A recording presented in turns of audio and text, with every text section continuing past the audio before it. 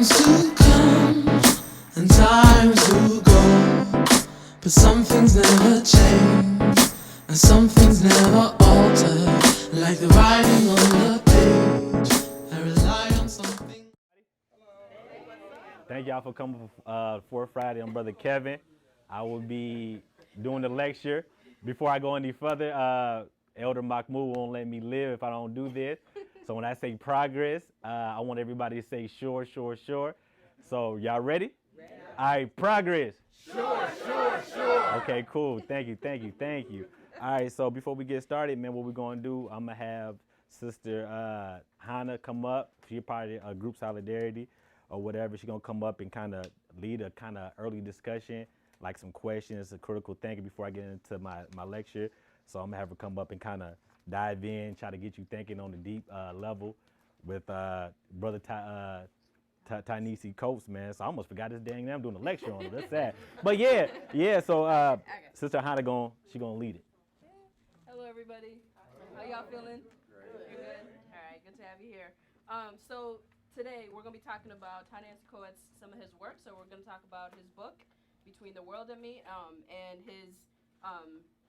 his views on reparations. He has an article about 57 pages on his views on that. And so, but before we get started, we'd like to get you kind of getting to know each other a little bit better and get you, get comfortable. Get comfortable with the topic. So if you picked up, does everybody have one of these question sheets? If you don't, there's some in the back.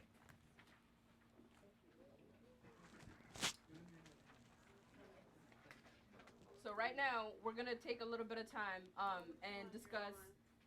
Oh, okay. So partner up with somebody next to you, group of two, group of three. Got your partners? Okay.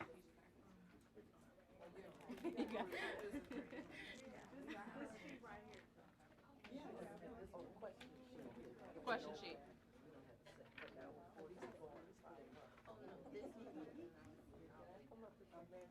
Okay, everybody set? All right, so we're just going to be doing the first two questions. So the first one, in what context do you have you thought about reparation? And then what does it mean to you? Who should it benefit? And the second question, use this quote in discussing it. So this is a quote, it says it's from Pastor Garrison Frazier, and he was a pastor of the Third African Baptist Church, and he was a consultant in the 1865 committee that was led by General William T. Sherman, who is, of course, the person who issued Special Field Order number 15, which is a provision to provide 40 acres. So that's kind of Kevin here will get a little bit deeper into maybe that historical context a little bit. But so that's who that was. That's a quote from this person. It says, the best way we can best take care of ourselves is to have land and turn it and till it by our own labor. So the question is, should communities, our community, accept any form of reparation that doesn't include land? And what would reparation look like if it does not include land? So if that's the original idea, and that's what people were thinking when they were starting this, is that real for now? So kind of turn to somebody next to you and discuss it, and after maybe like 5-6 minutes, we'll open it up for a bigger discussion. Sound good?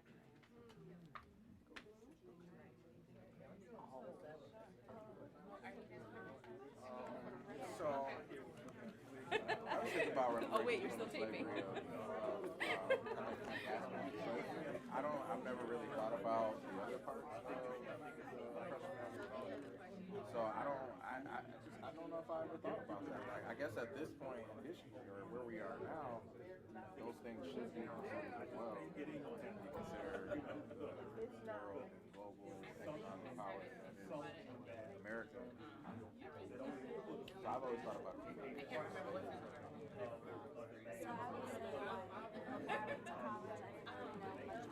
So you want to discuss with me? We can discuss this, Hannah. Let's discuss.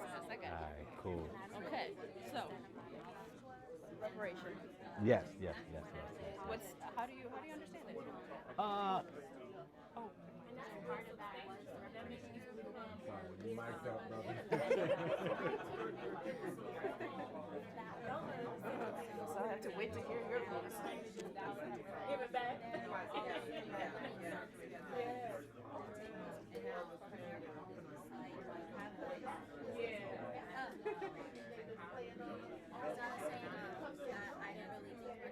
reparations until I went to college. And I found out how college and how severe I had that with my land. So it makes sense because taking people from their homes and having them to make that better in any better way. That's the biggest thing. So like they have no land, they're uncollected, they have some spaces of their own. Like how are you supposed to live? How are you supposed to survive? How are you going to do it your generations? So it makes sense that trying to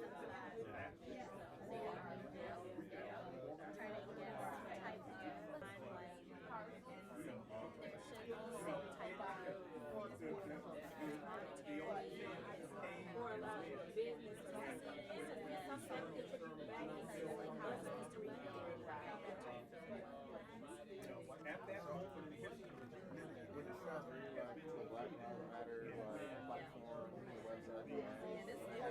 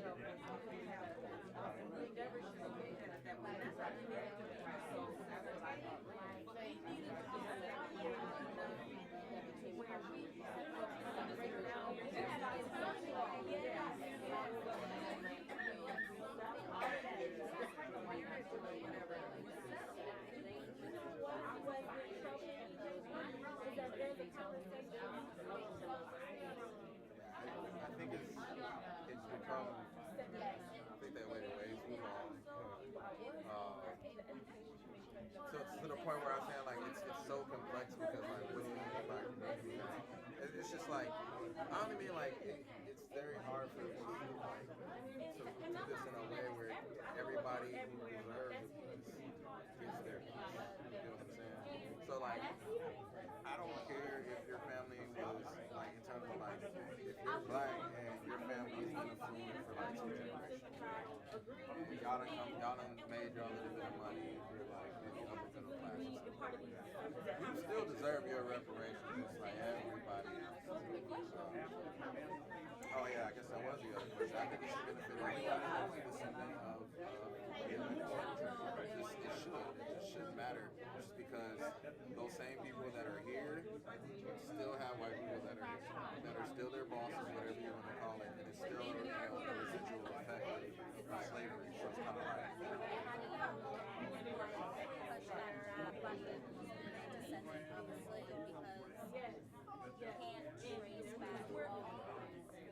trace it back pretty efficiently. It's 2006. You can find out where people came from. I know it's become very low, but that's All right, do you want to take a few seconds to wrap up your thoughts?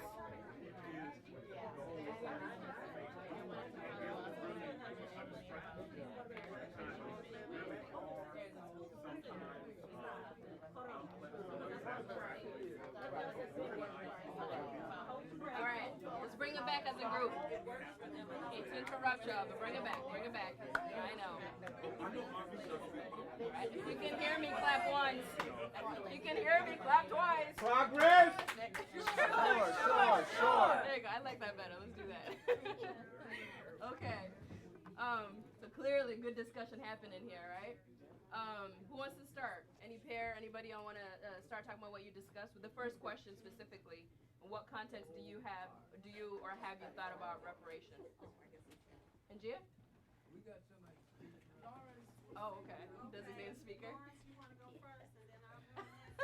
Yeah, I guess I love it. It's well planned out. So the three of us, we just spoke about, And then speak up, please. we spoke about the fact that reparations can look in all kind of different ways. It doesn't necessarily have to be monetary.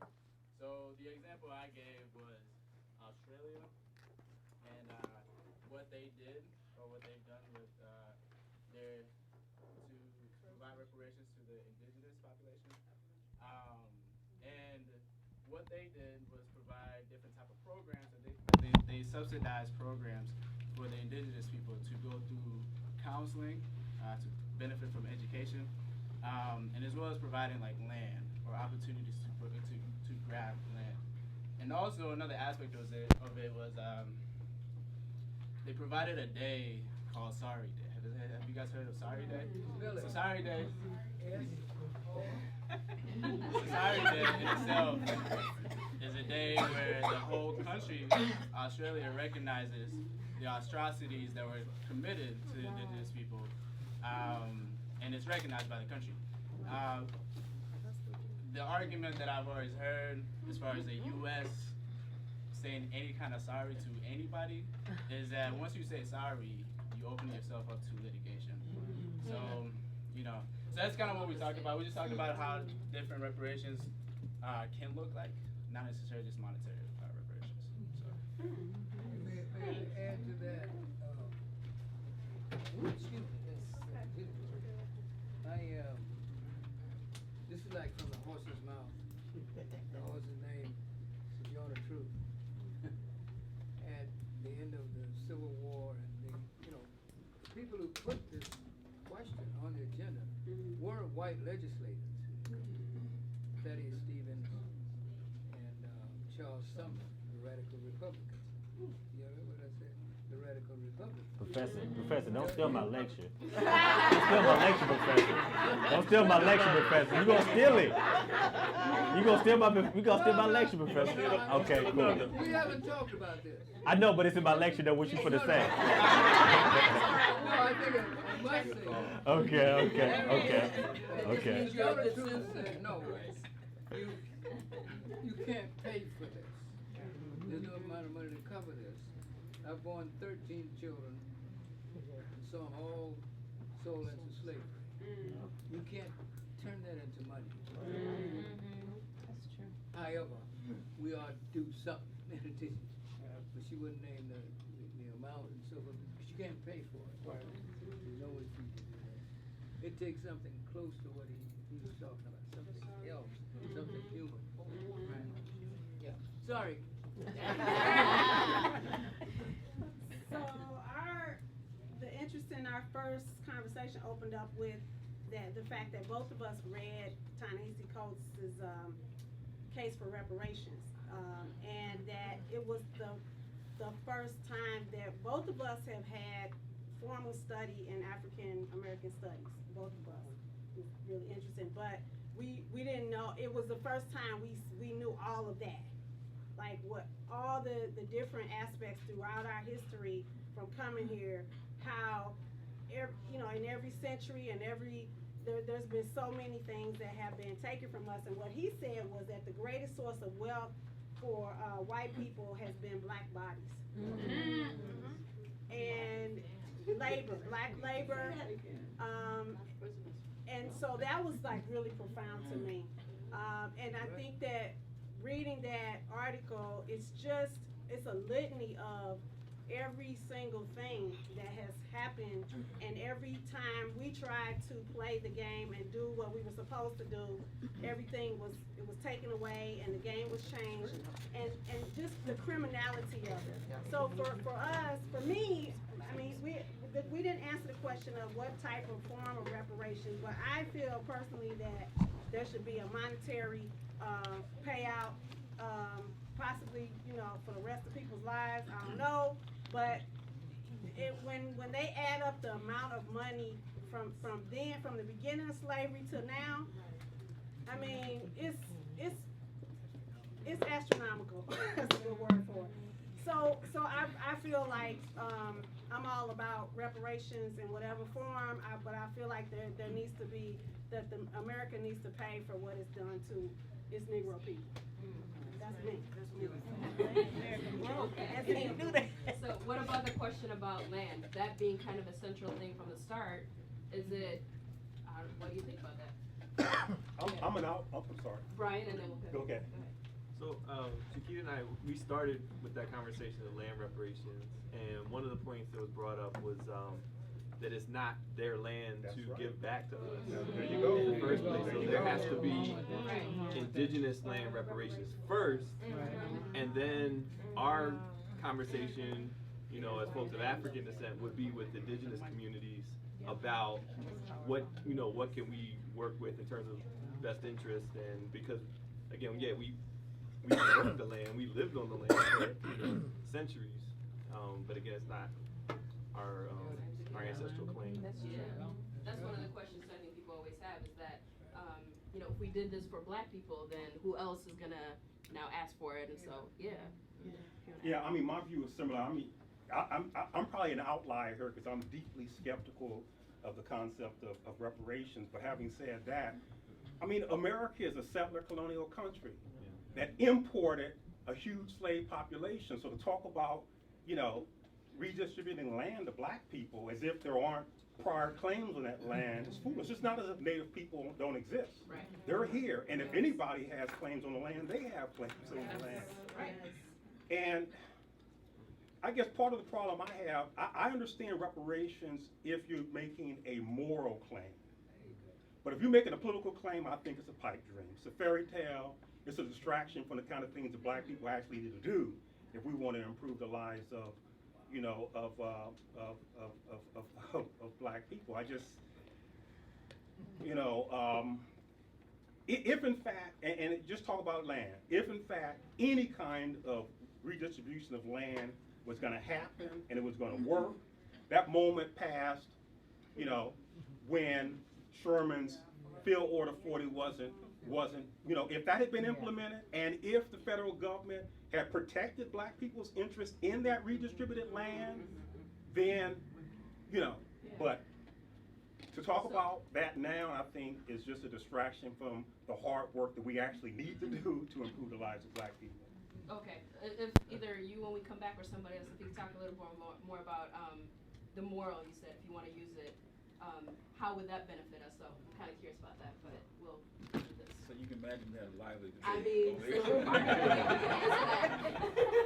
No. Going back, this is relatively complicated, but you're right. There's what seems to be a lot of insurmountable barriers when it comes to talking about reparation in terms of what to do, policy, redistribution of land, and money to be paid out.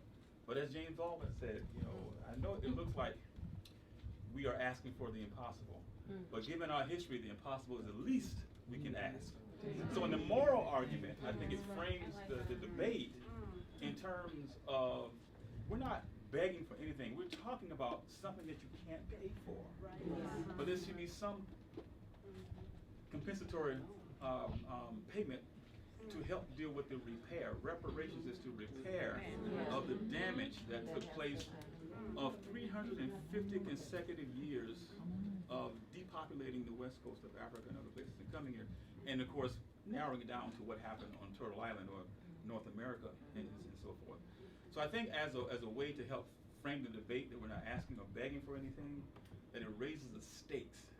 And so I'm not quite sure if it's going to be a cash payment or some kind of money set aside to help those who Randall Robinson called who are bottom stuck, right? Those parents who are sitting, who have their kids sitting in the lobby of Burger King while they finish their shift, and they're really bottom stuck because you make one mistake in life, and it could be over for you in terms of trying to catch up. That's true. Given the crash of 2008 and all the kind of stuff and so forth. So you're right. The moment may have passed where Daddy Stephen actually had $5 million held aside and all that land, and he looked at the ways in which how the Russians deal with their serfdom. So he had something going, but it got betrayed in that time and context and so forth. And so, yes, the doctrine of white supremacy is live. We'll do one comment and then we'll kick it over to Kevin so he can give us a little bit more context about the case for reparation, the actual article. Well, I'm new to the circle, so I want to respect that. But as someone Do you who want works, to say your name? my name's Jamel Yeah. Lundy. I work for Congresswoman McCollum, so I work in politics, right? So I would like to challenge the notion that it's a pipe dream politically. Now, if we're talking about reparations specifically for slavery, then that may be true. But if we're talking about reparations for legitimate harms done, as Ta-Nehisi Coates speaks about in his article, that's not a pipe dream. There are legitimate claims to be had. You can go to Minneapolis Library right now and see the actual locations where they've redlined specific property. You can look up specific homeowners, right? You can, this research in this case has not been made before the state legislature, right? There's billions of dollars of bonding funds. North Minneapolis is a strategically and economically incredible location to redevelop, right? And redevelop in an inclusive way. Politically, that's possible. That's not an impossible thing to be done. There's not been the academic work linked with the political work, linked with the organizing work. There's millions and billions of dollars tied up there. There's a case to be made about the inequity of the investment made, the loan guarantees that were not given by the federal government because of state banking institutions. Like they literally collapsed. This is not 100 years ago. This is within individuals' lifetimes who currently live right now, currently walk these streets. No one's connected the injustices and the systems that have done that in a real, tangible way, in a political conversation. It's never been done. And so we talk about this in a really large, a sense that you can't grasp it. When you get a name on a piece of paper on an actual storefront, on an actual location that's currently the Minneapolis Library, and you ask where was the state legislator to protect these citizens, and then there's $1 billion of bonding funds up. That is a case to be made. We're not begging for something. We're asking for the equal treatment, the exact same investment in social engineering that was done out in Woodbury, that was done out in, Highland Park. We're looking for that level of, and there's money on the table to do so. And so that's why I don't think it's a pipe dream. I don't want to hype the conversation. I'm going to make one quick comment. Okay, that's fine. Then I'll sort of leave it, because I know there are a lot of people who want to talk, but I make a distinction between a moral argument and a political argument. Yes. Politics is the art of the possible. Yes. Politics is ensconced in the history of the country. There's nothing about the history of this country would suggest that the country as a whole, and white people in particular, are disposed to do any of the kinds of things that you describe. Let me finish. So I'm talking about what is possible. Now, part of what revolution does is sort of change the table. It sort of recalculates what's possible. Short of revolution, I don't see any of that being possible. Given the history of this country, there's absolutely no reason there's absolutely no reason to believe that reparations is possible. Look, affirmative action, which only costs the country a fraction of what reparations would cost, is highly controversial, and we can barely hold on. So that's why I make a distinction between the political and the moral. There is every reason to make the moral argument. The moral case can be made.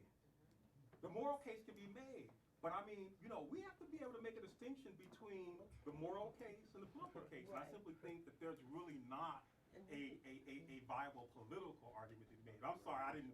Thank you, brother. I I'm not going to say nothing else. I ain't going to say nothing else. But I think there's Another reason why you should come to the No, I think there's Minneapolis Convention. There's a prize. All right, so.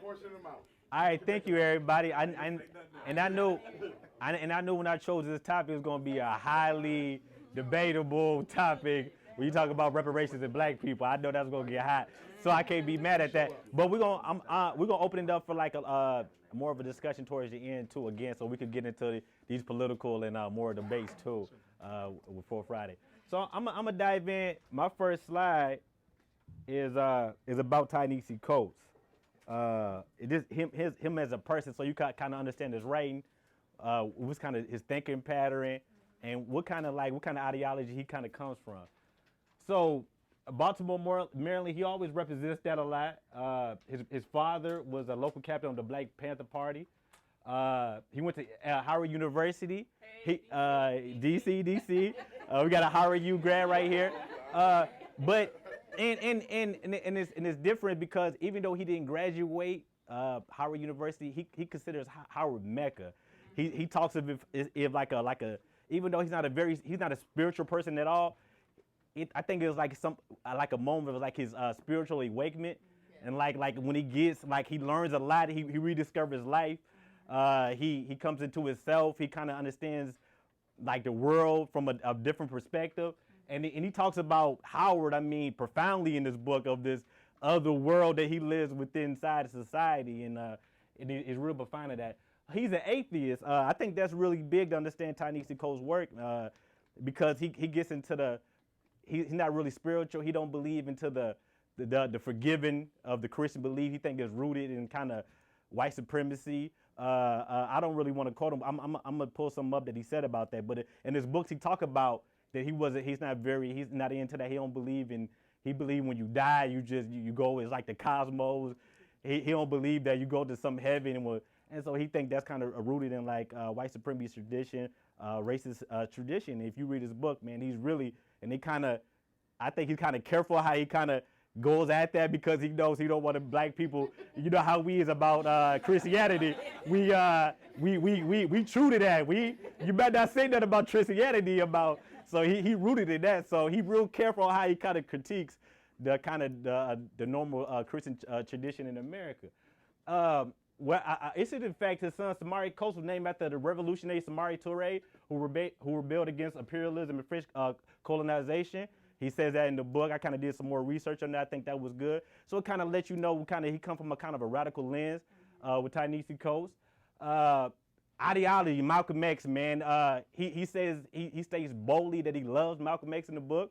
He said if he could ever get a flag, he wish he could get Malcolm X with a rifle in the book. He said he could wish he could get Malcolm X with a rifle, and he talks about the balance to the bullet, and also the message to the grassroots that he used to listen to it on the radio.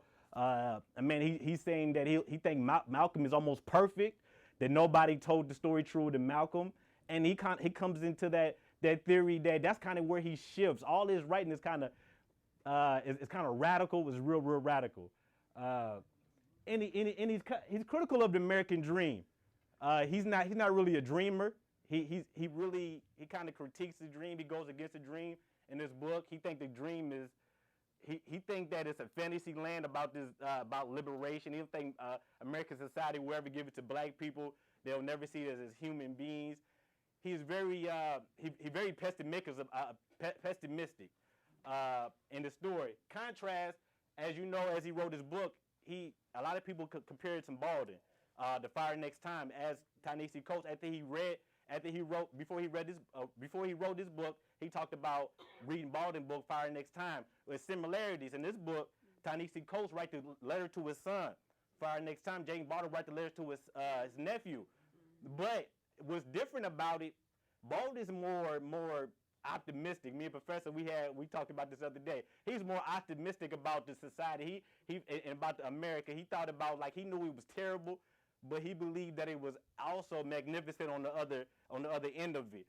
Ta-Nehisi Coates don't believe that. He believed that he's pessimistic in this book. He don't believe that America is great, is horrible, and he think that he don't believe that. He don't know what he kind of struggles within the book. He don't really come to say what he really feels about America. He kind of does, but it's kind of, he's in the middle. He's telling his son that it's going to be a constant struggle, and he don't believe that black people in America will ever be treated fairly. Where Baldwin kind of tells his nephew in his book that man, you got to keep on, you got to find that struggle. You got to, as Dr. Hart was talking about, that moral, that we got to find that moral capacity, how we find that, and we got to get people to stop believing that they're white.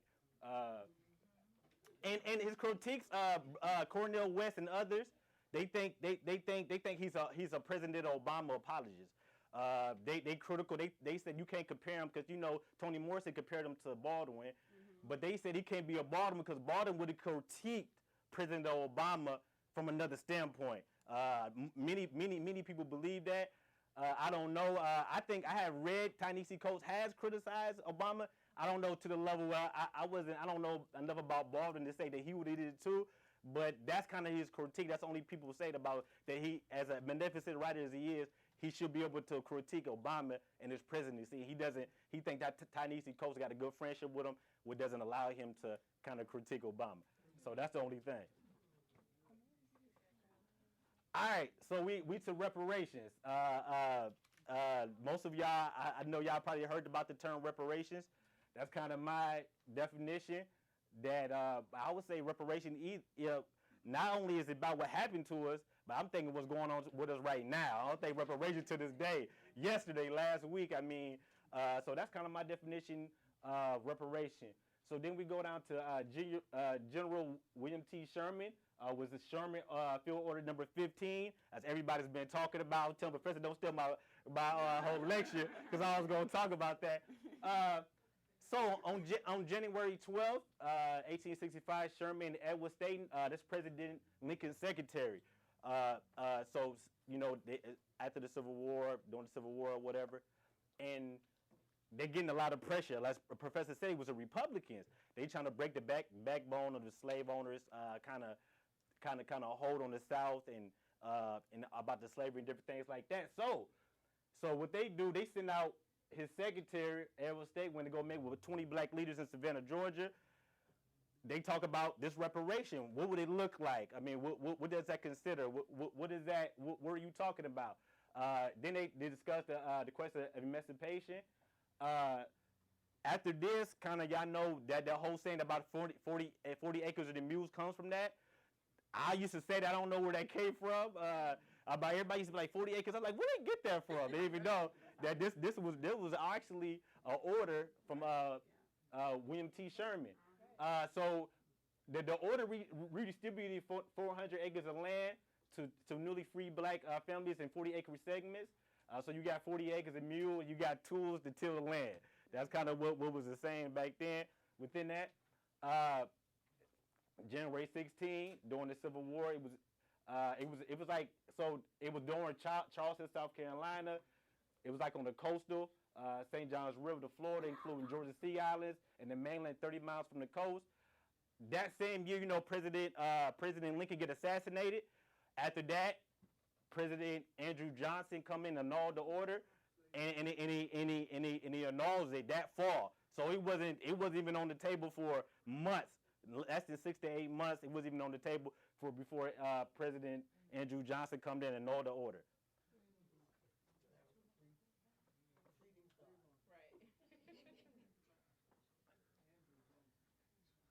All right, so the case for reparations. I know Ta-Nehisi Coates, he's a real deep brother, man. He gets into this article and he just breaks it down: 250 years of slavery, 90 years of Jim Crow, 60 years of separate but equal, 35 years of racist housing policies. I would say mass incarceration. Now I would say extermination by police. That's what I mean. We can add that to the whole slide.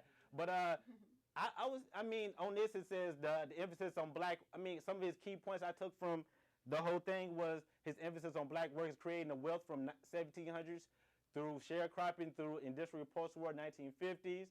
In 1860, there were more millionaires per capita in the Mississippi Valley than anywhere in the country. So you got to put that in hindsight. That means all the people in the South, if you own the slaves, was just wealth. I mean, if you own slaves, that was how wealth was built up in America, was on the backbones of slave owners. I mean, that's what's kind of in our people too. So it emphasizes a coordinated, federally backed effort to keep blacks from owning homes at the World War II, the GI Bill. A lot of y'all know about the GI Bill. They're supposed to benefit blacks coming back from the Civil War. I don't think it ain't benefit us nothing. It's supposed to help us like with education, all type of stuff, land, home ownership. I don't think it was something like that. It ain't benefit us at nothing. It's something like that affirmative action stuff. Affirmative action came into place now. I think a couple years ago we had a white girl in Texas who tried to go for affirmative action. I don't know how that. Talk about she wasn't treated equally to get into Texas University. So yeah. So the GI Bill was similar to that. But like I also like the predatory lending. The redlining. I think that's the discriminatory pattern of the investment in obstructive lender practices that acts as an impediment to home ownership among African Americans and other people of color. Redlining is a big thing. I heard somebody talking about Chicago. I think Brother Jamil, did you talk about Chicago and redlining? We're talking about Minneapolis. He talked about Minneapolis. It happened around the nation. Right. So Ta-Nehisi Coates, his oral article, he basing his off of Chicago. He does his research. He goes do interview in Chicago. He talks about the redistricting in Chicago. And how they kind of redlined them with the predatory lending. They didn't give them no home loans, and they did give them home loans. It was high interest rates where people lost their houses really quickly, so they didn't get to enjoy new home ownership or whatever. Mm-hmm. But that's a good instance of point. You see redlining probably North Minneapolis, I would say, in Minneapolis. Really anywhere. Really anywhere. Yeah, I mean, you could go to Anoka and see all the black people. It's always like one section where all black people be at. And you know what I'm saying? I mean, you go to, I don't care, Anoka, St. Cloud, it's always one section that black people be at. Yeah, and he kind of he captured the stories of the people who were still alive. And he was very critical, man. Ta-Nehisi Coates said, a lot of people don't know the nation's history. And of the role that white supremacy and the oppression of black people has played in making the country what it is today. People don't know, they don't know the historical context about white supremacy and different things of that nature. I think a lot of people don't like to even talk about white supremacy. You talk about white supremacy when a wrong black person, they probably walk out on you and probably don't answer your phone calls anymore. You know what I'm saying? So yeah, you know what I'm saying? So, hey, I know if you talk to the professor, though, you're going to talk about white supremacy every other word. But, so I know y'all heard about this article. It got posted about a corporation for Enterprise and Development Institute of Policy Studies. They said it would everybody think this notion of catching up. What would it take to catch up? Black people to catch up to white people. They said it would take 228 years, and that's if we gated. That's if we gated. So I know a lot of y'all probably seen this article already. Take 228 years. So I don't know. That means nobody in this room would be alive, or nobody kids in this room would be alive. They probably see us catch up to white people, and that's if we gain. So that's how historically we got to think about that from that lens. How much that oppression and how the systematic what it has done to us as a people, that it would take 228 years. I mean, it's a long document. They did some good research on this, man. It's a real thorough document, man. How they kind of base this in, man. But 228 years, man. When you think about that, that's a couple of decades. So we talk about we talking about this century. Hey. Yeah, decade talking to centuries. But hey, but that's a long time, man. I forgot we all smart people in here today. You got it. All right, bro. You got it. All right, so yeah, man. And so we got racism myth. I remember, man, like first talking to Elder a long time ago about race, and believing in this black thing and this white thing. I think he kind of opened my eyes to this. And like this myth thing about race, how it was invented, and what the significant impact it has on us as black people in America. So I don't know if y'all got this, but y'all need to get it though. The myth of race, the reality of the myth of race, the reality of racism by Professor.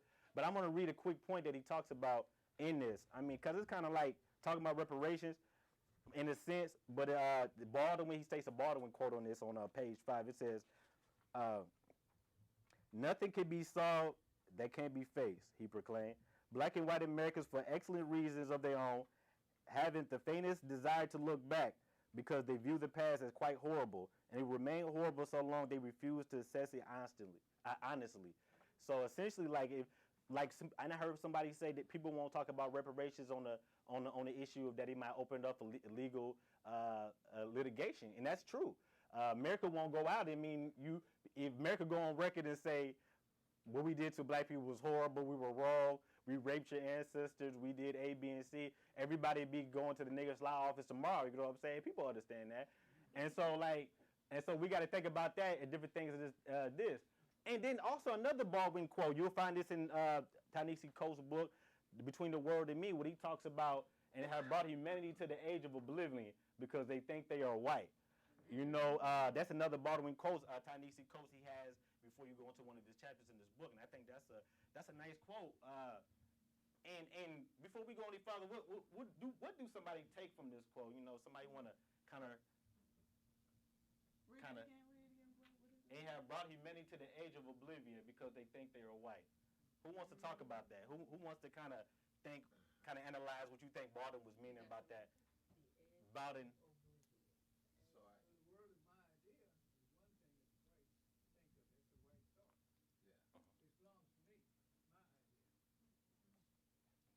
We were just, me and Dr. Okaji, right before we came in, we were talking about capitalism in general and the negative aspects of capitalism. And you have to acknowledge capitalism's partnership and how it just goes hand in hand with white supremacy. And so because of that, when I think about that quote, I think about how capitalism and supremacy has literally, at this point, ravaged the world.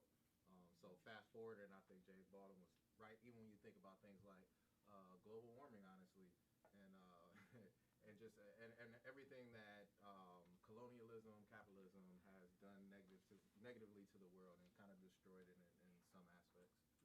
Is kind of what I think about when I think about that quote. Okay. I think part of the problem for white people is that there's this myth of the innocence and the benevolence of white people.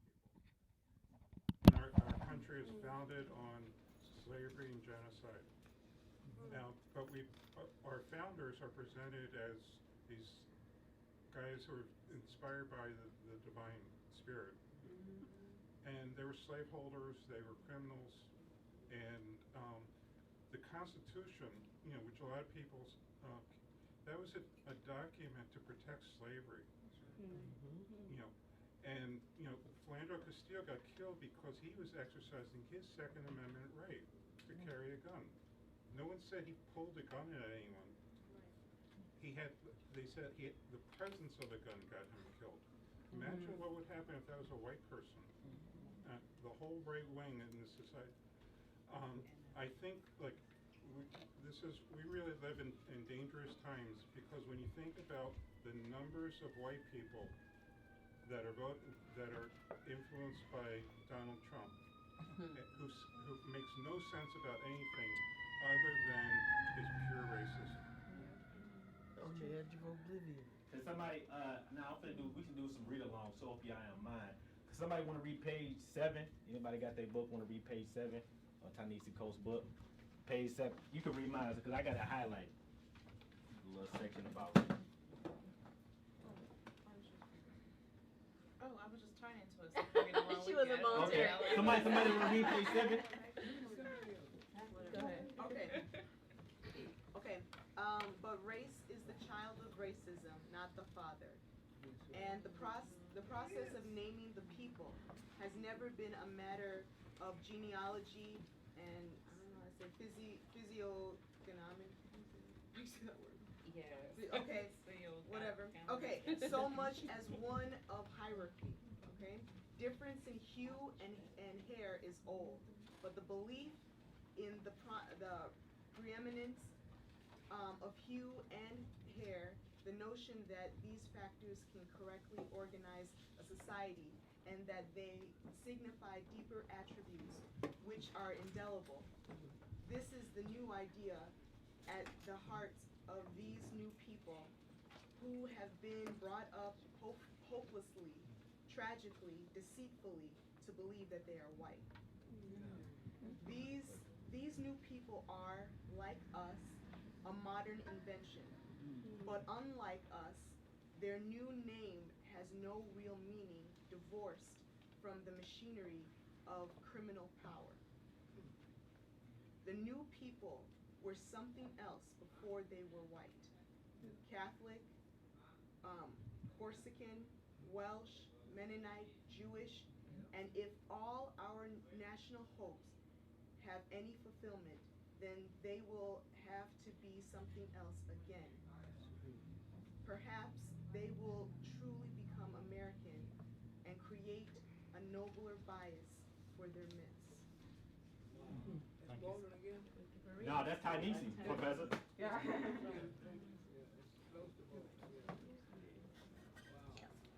Alright, so now it's another one.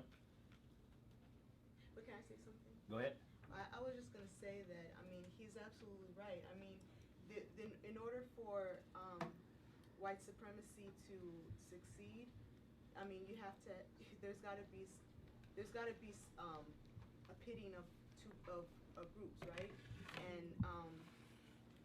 And so the idea of, I mean, I just couldn't believe when I learned this, that when the Irish came here, they were not regarded as white. When the Italians came here, they were not regarded as white. Jews, they were not regarded as white. Just the concept of whiteness, it is just ever changing. And then if you even look, I mean, if you go to the race exhibit, you can see like what the names are of there's T-shirts of people where the names of the categories change from color to Negro to this to that. I mean, it just keeps changing. So my thing is this is it's going to continue to change because it has to in the minds of those who subscribe to this ideology. And so I always say that like the whole Hispanic, the whole Latino, I think that's the next thing too, is like because I mean if you look at the census, it is so, that whole thing about the Hispanic Latino is so ambiguous and it's not done on accident, so that people can say, okay, well I don't know, like okay, you know, and so I just think that it's going to be reframed again so that there is a majority, and so it's the whole idea of giving a group some sort of power, you know, just giving them a little bit of powers and then telling them at least you're not black. You know what I'm saying? At least you're not black. And then yeah, and so that's what I'm saying. And so I mean the other thing too is like the idea of like white supremacy is not just you know the Ku Klux Klan. It's not just that. It's anything that is. It doesn't even have to be. I mean, I was reading this article. I can't even remember the guy. I want to give him his credit, not mine. I think his name is Chauncey de. Anyway, I can't remember his name, but it wasn't my thing. But anyway, he was just saying that the whole idea of white supremacy is the idea that there is I don't even know how to even say that there is a system in place, and there is like kind of like this shaming of those who are not cannot attain that, and it's the blockage of people getting to that spot, and then giving power to those who could pass, you know, whoever it is that could pass, so that it can continue to have this to continue this. So anyway, I'm gonna stop. Okay. But So can you read that part? I want to have enough reading the part. I think he wanted to. Okay. Cool. Let me get you. Okay. So page 7. I cannot call it. As for now, it must be said that the process of washing the disparate tribes white, the elevation of belief in being white, was not achieved through wine tastings and ice cream socials, but rather through the pillaging of life, liberty, labor, and land, through the flaying of backs, the chaining of limbs, the strangling of dissidents, the destruction of families, the rape of mothers, the sale of children, and various other acts meant, first and foremost, to deny you and me the right to secure and govern our own bodies. So that's kind of putting in context that this whole belief of one being white, that when you identify with being white, but then when you try to break up about what happened to our people, they always quick to identify. I remember I was in a circle with some I don't know, I guess you might call them liberals. I don't know what that means, or allies, what you want to call it. And I was we was at this, you know, me and somebody else. We was at this meeting, and this lady, man, you know, we were talk about white supremacy, and this lady, you know, we had came to talk about fusion politics, but I don't know how we ended up there anyway, talking about fusion politics. I never heard of fusion politics before. But this lady, we were talking about how whites had benefited from slavery and different things of this nature, and she came, this lady, even though she was white, she identified as white and being happy to be white and all that, but when it came to talk about slavery, she got infuriated. I mean, she was knitting, and then she was knitting, and then somebody told her that she had benefited from being white. She dropped the yarn, and she got infuriated. I mean, she jumped up in her seat, and she was like, how can you tell me that my ancestors, I mean, like my people or something, like have benefited, we benefit from being white. I don't benefit from being white. And I was just, and that's what she was saying. I mean, she was upset. I mean, I'm thinking if she probably would have tried something she thinks she could really win, but she was really mad. But on a serious note, though, that's the reality, though. People identify as white, that they identify with everything that comes with white, but then when it comes to taking ownership what has happened to us in America, they don't want to own that ownership. They want to run from that point. I think that's critical to think about, that consciousness is like, okay, so you take that privilege into society, but when somebody bring that up, you don't want to talk about it, and that's what's happened, but you want to blame us for our condition right now. So I think it's a contradiction of this whole whiteness that they identify with certain parts just because they didn't do it. They feel like they don't have to take ownership. No, you got to take ownership for you. I mean, because we still suffering from what happened back then. You know what I'm saying? You still benefited from what happened back then. And it's what he talks about, these ice cream socials and all that, different things like that. Before I move on, I know you have something to say, Eddie. Oh, I was just going to say, on the topic that we're talking about, a good movie that explains exactly what we're talking about is Free State of Jones. Anybody seen that? That's a good movie because it tells the person exactly what we're talking about because the Confederates were basically fighting for the slave masters and being treated like slaves to protect the slaves. Right. And they were going and getting pillaged. They're the families on the farms don't have any males there to protect, so they're pillaging the farms while they're, and so the guy's name is Newt Knight. So Newt Knight, he built this army and started fighting against that because he understood that we were all the same. And he interbreeded and did all this. I mean, they got a long family history that they built this free state where everybody was equal and we was all doing the same thing. Anything you pick out that land, that's yours. Nobody can come take that. So the same thing that we're talking about as far as white people believing in this inclusion that really don't include them either. It don't include them. It includes people that got bread. And if they ain't got no bread, it's a wrap for you too. So that's the whole thing. So that's a good movie for you guys. Can I say one? I'm gonna go. I got you. All right. So I think you might have been in there. So I asked her. I'm taking some additional classes right now for like some master stuff. So I was asking. She was in the class with me. I asked my instructor. So it's a dope instructor named Dr. T. Man, she's real dope. She's like, I think she's like Hmong and like black or something. Like, it's crazy, but she's dope. And so I asked her. We was having a conversation. Talking to class called The Color of Wealth. And I asked her, I was like, man, I said, do you think race as a social construct do you think race as it stands the social construct as it is it evil? And she grappled with that. She was like, dang, Kevin, you put me on the spot about that. And I was like, what has been done to black people of African descent in America under the name of race? Is it an evil construct? We thinking about mass rape. We thinking about we thinking about murder. We thinking about selling off kids. I mean, this is everything that Ta-Nehisi Coates kind of describes in his book. Do you think it's an evil construct?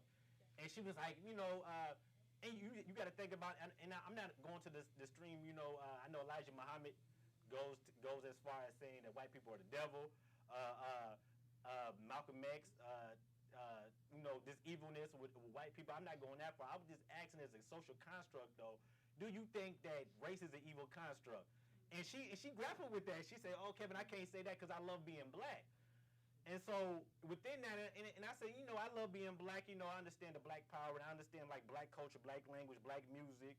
I love being black. I said, I don't think being black exonerates me from white supremacy. I mean, me being black culture is beautiful in a sense that amongst our people, but when we step in society, it doesn't exonerate us from oppression and extermination from society. I said, so if we got to have a radical imagination, we got to think outside the box with this whole race thing, and we got to say what has been done under the word race, black and white, what it means to be black and white in society. And she grappled with it. She came back the next class. She said, Kevin, I think I gotta roll with you on that. Just thinking about that, you made me think about that. Put that on my brain. I think race is what has been done on the race with white people and black people. I think it's an evil construct. How was it invented? How was this whole ideology? What has it become to today in 2016? She said, I think it's an evil construct. Now, what that does I mean, I don't know. I mean, I think it's that's real deep, but I know people love being black, and I know like black people struggle. And I was thinking about the 4th precinct, man. When I see the brother, he come out the tent, and he out there in the tent, you know, he protesting, and he was like, I can't even feel my arms and feet. I'm like, man, you know what I'm saying? I'm like, yeah, that's blackness, but that's blackness, you know, that brother love the people, man. I'm with him. I mean, that's deep. I mean, the brother out there is below sub-zero weather. He in the tent. I mean, that's how deep black love is. But that's still, I'm just thinking about why we out here anyway. Why this brother even got to get a tent outside the police station? That's you know. So it's like, even though like that's the deep love, but why is this brother shouldn't even be out here in front of the tent if we live in a democracy? If we live in a just society, so that's a whole contradiction. So I struggle with that, you know, and so that's how it was kind of like some deep dialogue around this whole black and white thing, like, and I think we gotta reimagine the language. We gotta think about something, because as it stands, people are not gonna accept us as being black. I mean, we kind of see that. You heard about when the guy in Tulsa, Oklahoma, man, the guy in the helicopter said he looks a big black guy. I mean, he's thousands of feet up in the helicopter. How do you know this guy's a bad guy? You don't even know this guy is a bad guy. He said this is a bad guy. He looks a real bad guy. He's thousands of feet in the air. So we got to think about that. What does that mean, man? And what's that element of being black, man, and being white in America? But how we reimagine that, we got to keep that black culture though. I know Sister Hannah got some couple of things we're gonna dive into when I finish up in a minute, but man, that black culture is a lovely thing, man. But from a level of what the level of oppression that it has done to us is magnificent. We got to think outside the box. No matter how black we want to be, we still gotta we gotta reimagine that. I'm gonna go to him first. I know he has something to say. No, she did. Oh, she did. I'm sorry. No, she did over there. Oh, she did. I'm sorry. I know. Oh, and I was just gonna comment on what she was saying. I was in a book club when we were talking about and talking about how white folks, how they are so consumed about the idea of being white, right? And you know how everyone's doing their genealogy. And he was saying how he goes, well, I'm a white guy and I'm okay with being white and everything, and I read the book and blah, blah, blah. And so he said, but my family, we did our genealogy and we found out that we're Native. And our family is, yeah, and their family was like shook, right? And so this concept of, and it's like, but everybody is not just like one thing, right? You know? And we all know that. But if you watch how people look at who they are when you watch those shows, you know, who do you think you are? But people are so like kind of destroyed when they find out who they are or where their roots are, basically. And if they find out that their roots are African, or if they find out their roots are Native, they just really can't handle it. If they're Irish or European, but if they're Middle Eastern, or if they're Native, or they're African, they're kind of like, they just don't know what to do. Middle Eastern is part of white. No, because they see it as being terrorists now. After It yeah. does include North Africa and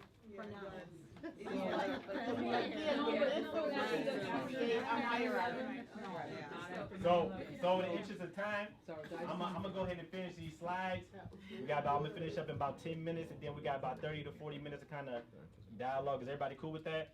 Then we can take all comments and questions. Everybody cool with that? Yes, sir. I got it. I got you first. I got you first. We can open it up. All right, cool. So, and then this is called The 5 Faces of Oppression by Iris Young. Some of the things that I think is really key about like the oppression that black people kind of suffer come to some of the things: exploitation, marginalization, powerlessness, culture of silence, culture of imperialism, and also violence. Kind of like the 5 norms. It's way deeper than this. Y'all get a chance, please look this up. It's called The 5 Faces of Oppression, and it's a really long document. It gets real deep into some of these issues, man. And but make sure, man, after you read that, man, you might feel kind of depressed a little bit, man. So you gotta make sure you break it up a little bit. All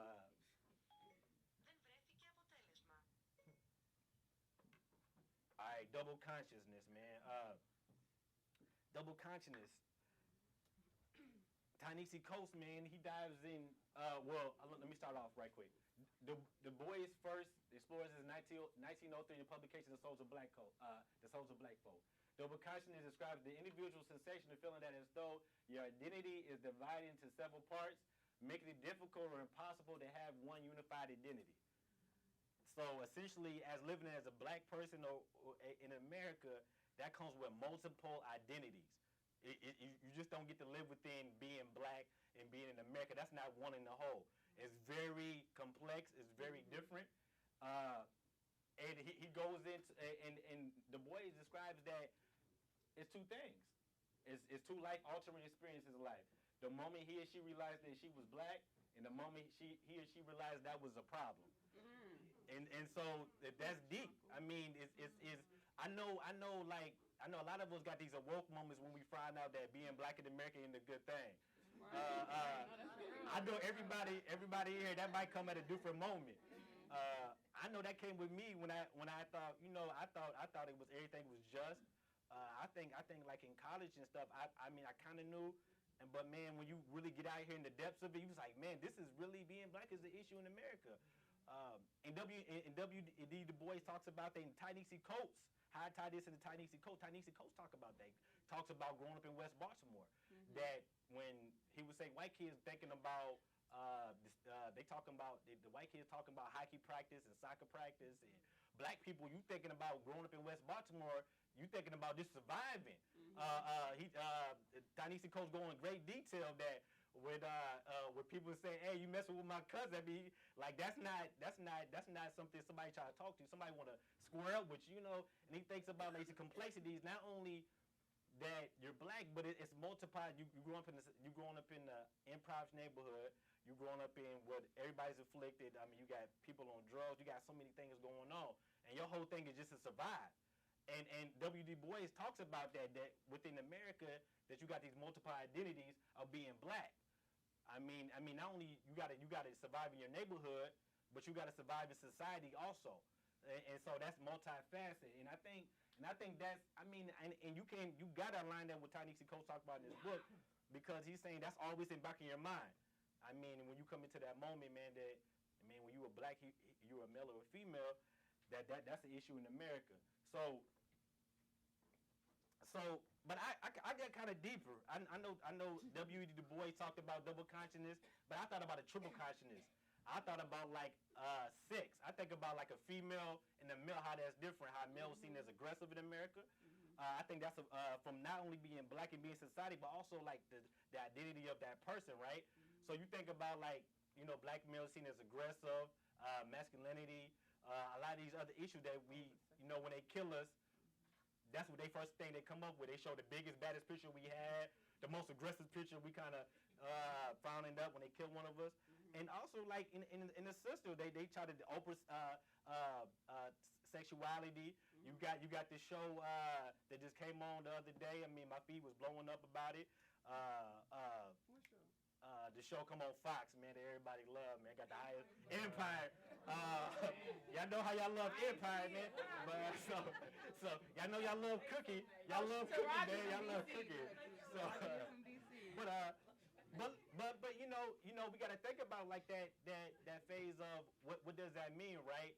And we got to think about like that triple identity. I mean, even our quadruple identity, man. I think Du Bois did an excellent job on that. Not even critique his work, just to think about on the outside of the lines, what does that mean? And I think that we just gotta dive deeper into that. So I think I'm almost done, y'all.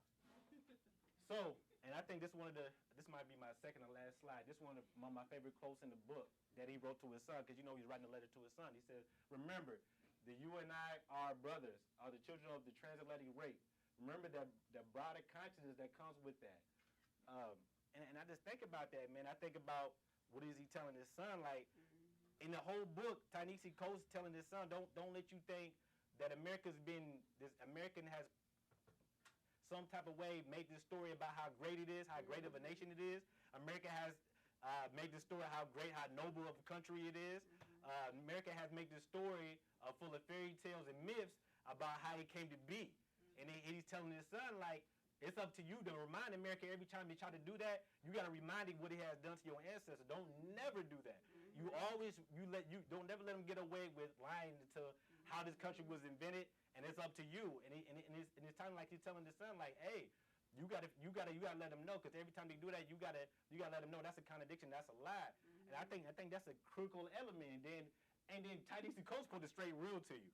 I mean, he don't beat around the bush. I mean, the transatlantic rape. I didn't even think about that, but I mean that's what it, on the serious note, that's what it was. And I think and I think that's critical, man, to understanding, man, what we got to do, and always remind America about its contradiction when they try to proclaim itself as a great nation. Talk about it. All right, that's it. But before I leave, I want to leave on the last. Yeah, I did good timing until I ended at 8, y'all. So y'all get to get back on the moral and political debate, man. So we can open it back up. All right, so this last page, man, that he wrote to his son, like closing out. He says, "I drove away as always, thinking of you. I do not believe that we could stop them, Samori, because they most ultimately stopped themselves. And I still urge you to struggle. Struggle for the memory of your ancestors. Struggle for wisdom. Struggle for the warmth of the Mecca. Struggle for your grandmother and grandfather, for your name. But do not struggle for the dreamers. Hope for them. Pray for them if you are so moved. But do not pin your struggle on their conversation. The dreamers will have to learn to struggle themselves, to understand that the field for their dream, the stage where they all painted themselves white, is the deathbed of us all. The dream is the same habit that endangers the planet, the same habit that sees our bodies stored away in prisons and ghettos. I saw these ghettos driving back from Dr. Jones' home. They were the same ghettos I seen in Chicago all those years ago. The same ghettos where my mama was raised, where my father was raised. Through the windshield, I saw the mark of those ghettos, the abundance of beauty shops, churches, liquor stores, and crumbling houses. And I felt the old fear. Through the windshield, I saw the rain coming down in sheets. Thank y'all. Hey.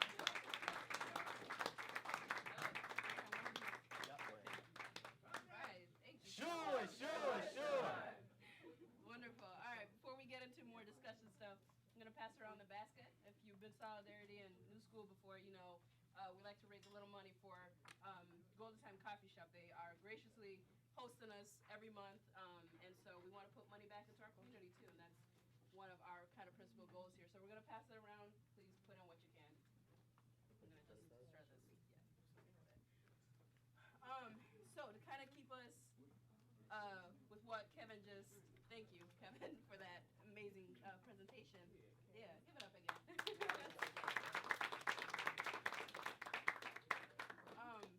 So this other sheet that you have here, and I know not everybody's read the book, and so we thought it would be a good idea to give you a little bit more from the book, and then hopefully we can have some folks volunteer and read this out loud to just kind of the space. And so the way the book is set up, like Kevin said, this is a letter. Oh, sure, here. Anybody need another one? Yeah, if you need more, there's some in the back. But it's a letter to his son, and kind of given what we're just even within this week, obviously, right? This being Black, but even just everything that we've seen this week, this might be a good way of kind of making sense of some of the chaos that's been happening. And so the way it starts out, the first chunk on that page is a story. It's something that he's remembering, or he's reminding his son of something that happened when his child was young. And so, any volunteers who wants to read that out loud? I know we've been up here talking a lot, so it might be nice to hear some other folks' voice. I'll read. You want to read it? Okay. Perhaps you remember that time we went to see Howl's Moving Castle on the Upper West Side. You were almost 5 years old. The theater was crowded, and when we came out, we rode a set of escalators down to the ground floor. As we came off, you were moving at a dawdling speed of a small child. A white woman pushed you and said, "Come on." Many things now happened at once. There was a reaction of any parent when a stranger lay hands on the body of his or her child. And there was my own insecurity in my ability to protect my Black body. And more, there was my sense that this woman was pulling rank. I knew for an instant that she would not have pushed a Black child out on my part of Flatbush. Okay, because she would be afraid there would be and would sense I got a pass. Okay. Thank you. Because she would be afraid, and there, she would be afraid, and She'd be would afraid there. she'd be afraid there, and would sense, if not know, that there would be a penalty for such an action. But I was not out on my part of Flatbush. I was not out in West Baltimore, and I was far from the Mecca. I forgot all of that. I was only aware that someone had invoked their right over the body of my son. I turned and spoke to this woman, and my words were hot with all of the moment and all of my history. She shrunk back, shocked. A white man standing nearby spoke up in her defense. I experienced this as his attempt to rescue the damsel from the beast. He had made no such attempt on behalf of my son, and he was now supported by other white people in the assembling crowd. The man came closer. He grew louder. I pushed him away. He said, "I could have you arrested." I did not care. I told him this, and the desire to do much more was hot in my throat. The desire was only controllable because I remembered someone standing off to the side there, bearing witness to more fury that he had ever seen from me. You. I could have you, oh, I'm sorry. No, keep going. I could have you arrested, he said, which is to say, one of your son's earliest memories will be watching the men who sodomized Abner Luima and choked Anthony Bay's cuff, club, tase, and break you. I had forgotten the rules, an error as dangerous on the Upper West Side of Manhattan as on the West Side of Baltimore. One must be without error out here. Walk in single file. Work quietly. Pack an extra number 2 pencil. Make no mistakes.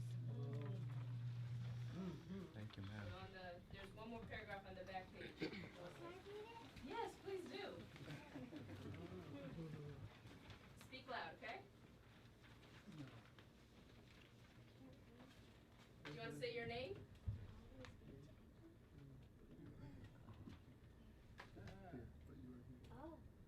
Can you tell us your name first? My name's Makeda. Okay, all right, go ahead. But you will hang out with people you shouldn't. Not all of us can always be like Jackie Robinson. Not even Jackie Robinson was always like Jackie Robinson. But the price of error is higher for you than your countrymen, and so that America might justify itself, and the story of black bodies' destruction must always begin with his or her error. Real or imagined with air, anger, with Trayvon Martin's mythical, where you're gonna die tonight, it seems, with Sean Bell's mistake of running it with the wrong crowd, with me standing too close to the small eye boy pulling out coats. 2015. All right. She gonna do the lecture next month. Yes. She gonna do the lecture next month. They give a hula for the one-room schoolhouse. Yeah. Yeah. Thank you for reading that. I love that. And I think there's power in, I think, our own people being able to speak some of these words out loud. And so there's two more. So that one is just kind of a story that he gives of an interaction that he had by the subway of somebody just putting their hands on his child and his reaction. And so for me, at least that first one makes me think a lot about Philando Castile and his girlfriend being in the car with that baby, and this idea of like what this child has to witness, what these realities are. And so, you know, what he's talking about is just not, it's the same thing. But the middle paragraph, you want to read that? Yeah. And black power bursts a kind of understanding that illuminates all the galaxies in their truest colors. Even the dreamers, lost in their great reverie, feel it, for it is Billy they reach for its sadness. Mob deep is what they holler in boldness, and Isley they hum in love, and Dre they yell in revelry, and Aretha is the last sound they hear before dying. We have made something down here. We have taken the one-drop rules of dreamers and flipped them. They made us into a race. We made ourselves into a people. Right? So, you know, as we're just kind of experiencing a lot of these things, I think he does a beautiful job, very James Baldwin-like, of kind of painting what the issue is, but also reminding us kind of what, like Kevin was talking about being black and what we all love about being black and the pride that we all have in it. And that's what he's talking about is, you know, this race thing. They keep wanting to, you know, put these race thing, this label on us, and we ourselves continue to make ourselves a people in that. And the last quote that you already read, you know, he talks about, again, it says, but do not struggle for the dreamers. I'm just going to read it again because it's a good one. Hope for them, pray for them if you are so moved, but do not pin your struggles on their conversion. The dreamers will have to learn to struggle themselves, to understand that the field of their dream, the stage where they have painted themselves white, is the deathbed of us all, right? And so, I'm going to disagree with you a little bit because earlier you said that, you know, maybe James Baldwin was a little bit more optimistic or, you know, hopeful. I would say, I think Ta-Nehisi's hopeful. I don't know if he's optimistic, but there's a difference between optimism and hope, right? And so this idea of like hopelessness is actually, you know, I see it as like it's another form of oppression. When people are hopeless, we don't fight back. We just kind of bend over, you know, and just let whatever happen. And so having hope is not, you know, excusing things or making things easier, but just really that mentality of like you can't ever, you know, lose that. So on the bottom, in this, your question sheet, your discussion sheet, there's 2 questions at the bottom. So when he says, who are the dreamers, which I think we've kind of talked about a little bit, who's he talking about in the book? And so use some of those quotes that we just went over. And then read the last quote from the handout. And what do you think he means when he says, do not pin your struggle on their conversion. The dreamers will have to learn to struggle themselves. So partner up again, please. Colonizers. I mean, yeah, I think it's specifically talking about like colonizers. When he's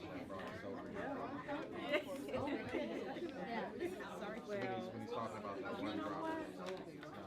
Those like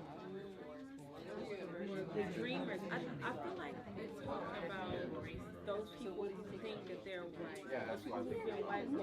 Oh, you need to come on and ask them. He's talking about the native what they tried to do. Okay. What became that's kind of what I got.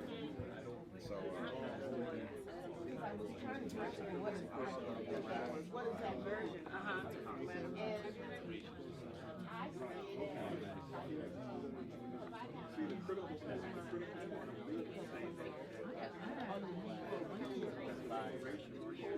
You want a water?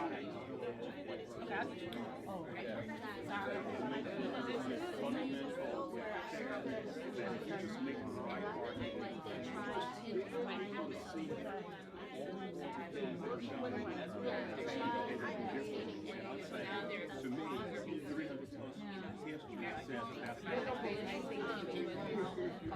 Yeah, white folks, but also I'm from white.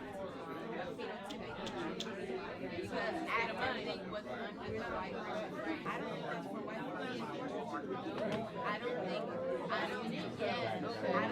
white folks can feel that. That's feeling what you black folks ain't this, black folks is always that.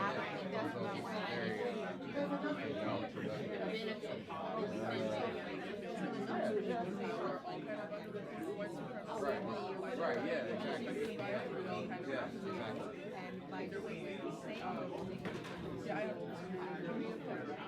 I would say we're not affected. We are. That's why we have encouraged our communities. That's why we have, we model patriarchal structures. Like we have all these hierarchies we created to model that larger things. We also have power within our communities because we all have What'd you do with that bag? It had the water in it. The one with, I think the bag with the HD cord they gave you. I think it might have had the water in it. That's hella real because you know what? Sometimes the abolition of whiteness is not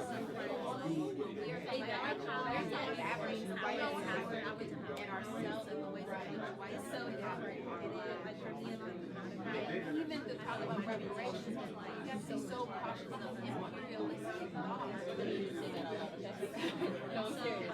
Because I mean, that's the thing. That's what to be able to take the way of that. So I think the easy answer, what I think a lot of people will say, because that's no, like, really understanding. That's a quick way to get me like trying to argue. Whatever reason. That's a quick way to get me to like argue.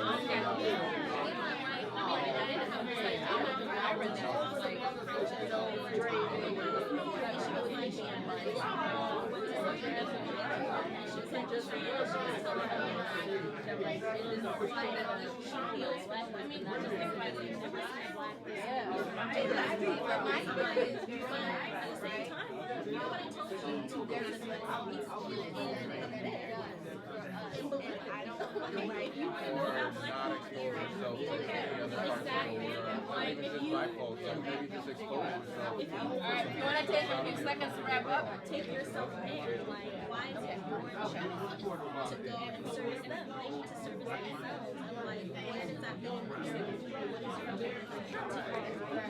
why are you trying to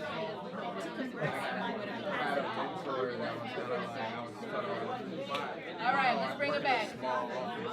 Progress? Progress? Sure. All right. Love So, that way of getting attention. I want to ask, because I'm reading this whole book and people who have read the book, now maybe I want us to think about this. The question was, who's the dreamers?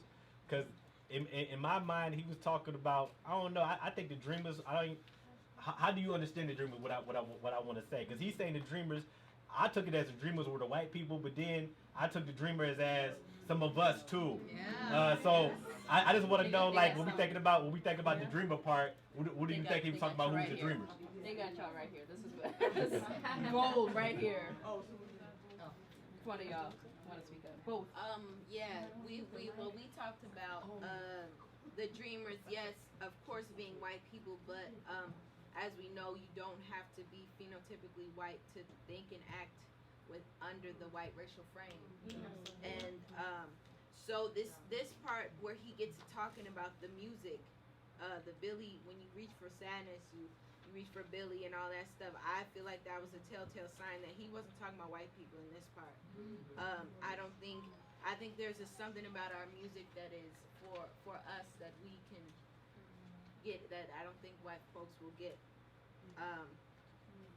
And so but I also think also, like, when we talk about the abolition of whiteness, we have to also talk about what does that look like in our lives. How do we abolish whiteness in our lives and in our identities? And even when we talk about reparations, how do we make sure that we're not being imperialistic in our articulations of it? Go ahead. You got to come back right here. No, I only want to push back on what you said about them not necessarily appreciating our culture. I think they're unable to I think they're unable to sometimes maybe they try to recreate the things that we create in terms of the oath that he gave to the music specifically, and they're unable to do that. But I do think that the world has always appreciated that aspect. Oh yeah, of course. And then I think you took it to a place though that I think is important when you mentioned drums. I think there's a level to which it goes.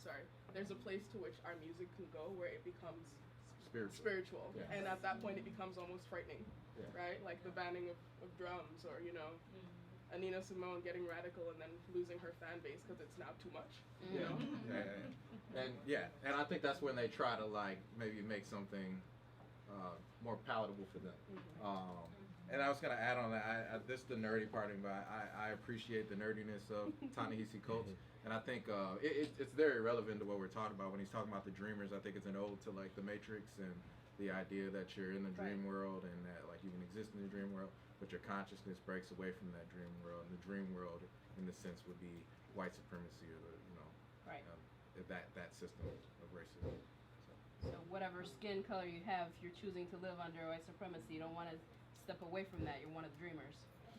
Okay. What else? What else y'all talk about? Well, I brought to our group my concept when I thought about do not pin your struggle on their conversion. And so when I thought of the conversion, and does that mean of them coming around? And so I don't know where I picked up the term. I heard someone say it, and it made sense to me when some of us become Negropeans. You know.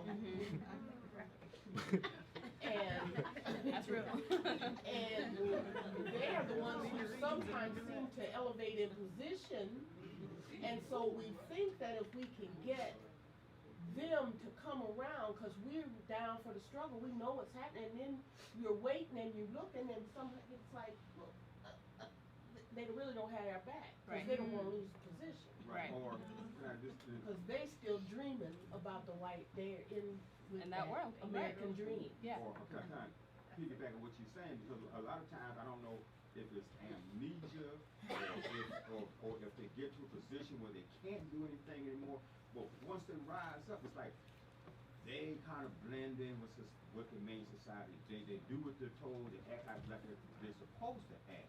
Just like with Kaepernick, for instance. People couldn't understand. Well, he's getting paid all this money. Why is he doing it? It's not about money. It's about principle. You know, and so he's doing something. He doesn't care about the money. And I think that's what a lot of our leaders have become. It's about their money. They don't want to lose their paycheck. And it seems like once they get there, they don't, well, we're for everybody. But we got you there. But you forget about us once you get there. And I think somehow or another, we're going to have to remind them where you come from. Or leave them, don't just depend let on them them. go. Don't pin your struggle And on Tiny their C. Cole talks about in conversion. his books. He talks about like we always trying to who are we comparing ourselves to? Or like he always says like this notion of, I think this double consciousness too, in a sense, this notion of we always tell our kids, because I work with youth, that's what I do, right? They gotta be, I never tell my youth you gotta be twice as good or you gotta work twice as hard. Maybe I might believe that might be a reality, right? But what am I really telling them, right? Twice as good as who? You know, so I'm thinking, so I struggle with that. I said, what are we really telling our kids when we tell our kids that, right? When we tell them like, let's be twice as good, work as hard as who? I mean, so because if we comparing that, we're saying like, and I always see people, you talk about like people make hashtag Oscars so white. The Oscars been white, you know. But you know, if somebody started Black Oscars tomorrow, nobody would support it, right? So it's like it's kind of this contradiction about, it's about like we compare ourselves to our oppressor, right? And whatever they say is their standards, and whatever they say is gold and whatever's magnificent. We try to wherever we say they kind of make the standards for, we try to live up to their standards. So we gotta rethink about that too. Who are we saying they gotta be twice as good and work twice as hard, and why are we trying to live up to their standards? And we believe that them are really our oppressor. That's just like a side note on that. I don't want to go to the dreamer part because every time I mention it, I think of John Lennon. But I do want to comment on a comment that you made earlier with respect to Most Honorable Elijah Muhammad and white people being the devil. He's not the only one that has made that statement. Dr. Dorothy Blake Farden, in her book, Message to the White Man and White Woman of America, she makes that statement because she's an anthropologist and an archaeologist, and she says she cannot trace white people back past 6,000 years. And she makes the statement that she understands that the white people are the devil, and she's white. What? She's white? She's white. Wow. Surprise.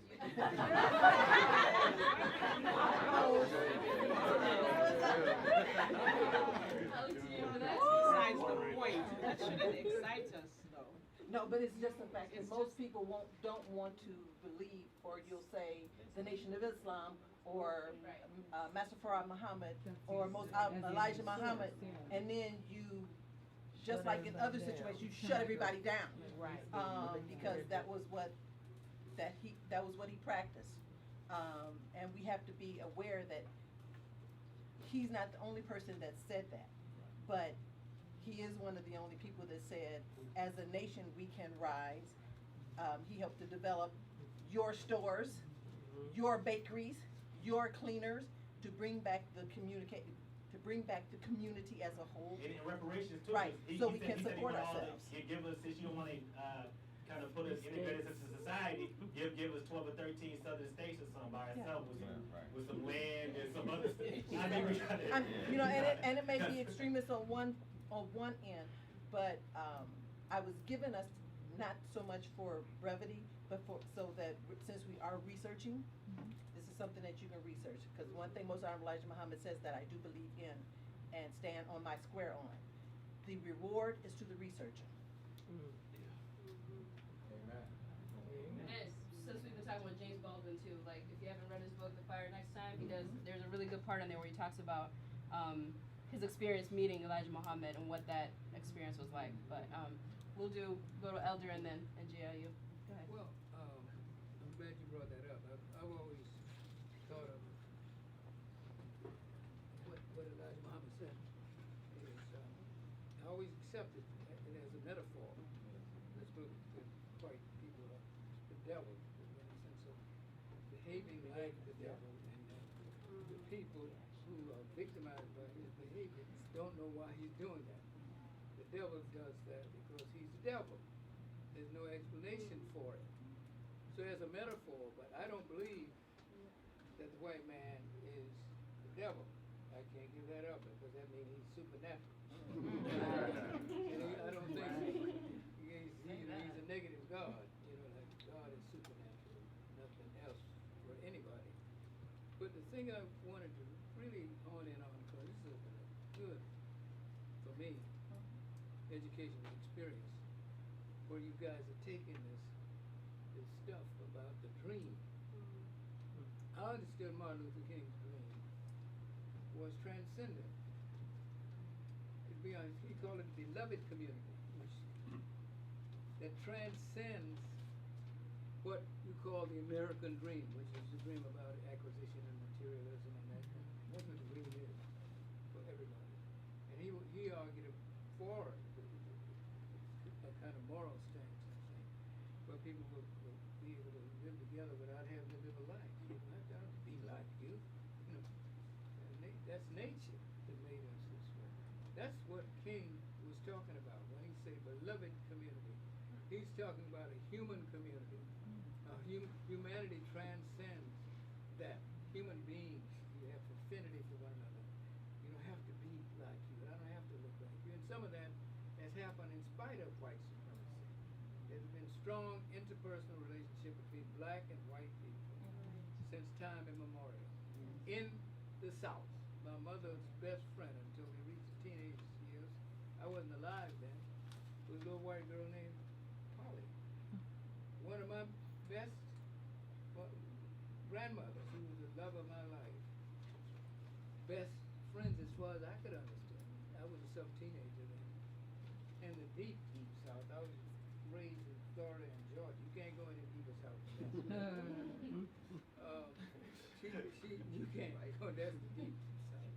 And then Mr. Frazier used to come by and eat with us. He was, a lot of y'all gonna, I'm dating myself and so forth. But Mr. Frazier was a cracker, you know. Some young people don't know what that means. You know, it's a name that white people put on other black people. That's a poor, uneducated Southern. That's what a cracker is. The most famous team in American South in baseball was called the Atlanta Crackers. And of course, we had to keep up appearances. There's a team called the Atlanta Black Crackers. You know, back when y'all talking about the identity, black people imitating mindlessly white people. But I'm feeling good about people like him who challenge you. He's a very provocative writer. Makes you think about some things and rethink some things about them. I was raised, you know, on this Negro progress thing, that we were going to get there by and by. Slaves left us that. You know, we go up here, we'll be buried in our grave, and all of this about we're going to get free. These people saw the wheel and all of it. And that's great imagery on the part of these slaves to keep us positive, keep us looking forward. But I don't believe we should be talking about the same dream And I think that this is where King was trying to go, to transcend the American dream, you know, which almost begins and ends with materialism. You know, and what are you talking about? There's no moral compass for white people in the main. You know what I'm most disturbed about of all this killing and shooting and so forth, which proves my point? Where are the moral keepers of white America in all this killing? Meaning Christians, Protestants, Catholics, where are they? You don't have, they're conspicuously absent. All this murder, this is what the dream that we don't want. And the one thing I don't want to be like, it's nothing against your skin. I'm talking about David, like a white man. I don't want to be like John Wayne. He's not my model. And one of the sad things about white people and some unthinking black people, it is so profound that nobody even questions it. People think that the white man or the black man wants to be white. That's nonsense. not the black man I've been raised by and around now. I don't know anybody who's a black man who want to be a white man. Because he knows he's in big trouble with the world, not just with black people. That it phenomenon that he's created. I am thou and you are it. Other. Everybody's other to the white man. That thinking is the enemy to the human family. That's what's wrong with it. It's against the human family. If you ain't white, you ain't in, and so forth. But there's not very much I admire about white people. You know, I love the writings of Mark Twain and so forth. But the general behavior of white people, everyone is imitating. They are wrong about who human beings are. That's the main thing I got against them. And Gia, and then oh, okay. Gia. So I just want to say thank you, Kevin, for bringing this to us because I had this book. I bought it probably about, I don't know, several months ago. I had not read it until I knew I had to come here. And I did not want to show up unstudied, but it really just kind of just has been medicine for me this week with all these things happening, and reading this, it gave me some way to latch on to something. And so basically what I wanted to say was what he points out when he says that race is the child of racism and not the father. It made me think about, we have to understand why was this created in the first place? Because it was a construction. And there was some people felt the need to do this so that they could position themselves over other people. And there's 3 books that I'm going to tell you guys about that I think you should look into, okay? One of them is called Civilization or Barbarism, and it's by Sheikh Anta Diop. And part of what white people need to do, and all people of the world need to understand the history of Europe, and how some things evolved, and why perhaps this thing that we're calling evil. What is this about this nature that created imperialism and created pillaging and plundering, and then lying about it, and still just want to take over the whole world, right, from everybody, and in a violent way.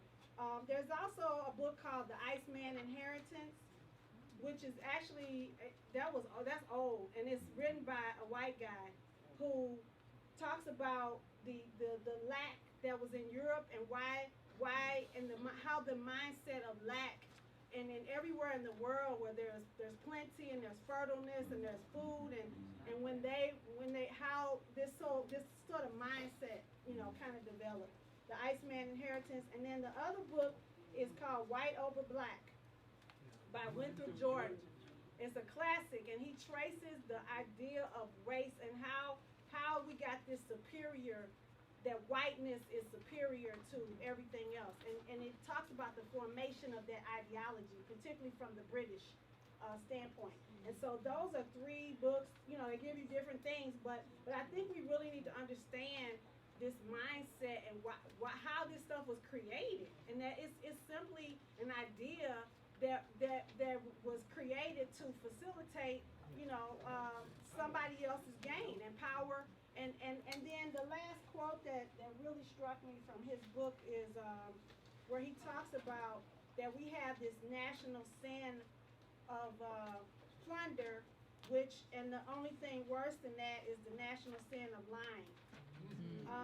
To ignore the fact that one of the oldest republics in the world was erected on a foundation of white supremacy, to pretend that the problems of a dual society are the same as the problems of unregulated capitalism, is to cover the sin of national plunder with the sin of national lying. So just want to leave us with that. I think this has made me really want to do some more work, and I think we got a lot of work to do on our mindset about what do we believe in about race and all of that. Can you reiterate all the books? I'll post the books to Facebook. Yeah. Facebook Solidarity. Are you on Facebook? If you're not, I'll just see me and I'll give them to you. Right, and also the book